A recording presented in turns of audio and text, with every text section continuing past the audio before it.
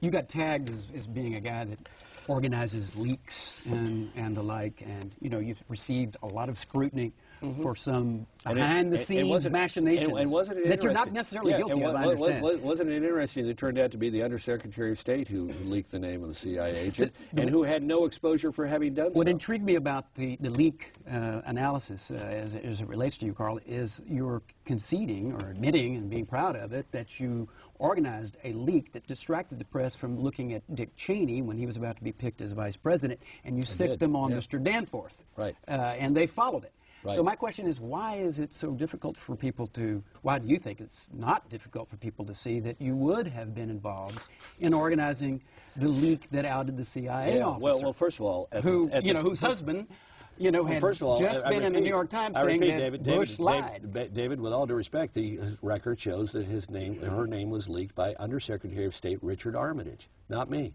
Well, but you admitted doing it to a reporter. Yeah, but you know what? At that point, you didn't know about it. You didn't know that I'd leaked it given to a colleague. Remember, I didn't leak to the reporter when in the instance you're talking about Jack Danforth. What I did was I told a staffer whom I knew was prone to leaking that I gave him or her misdirection, and they carried it forward to the press.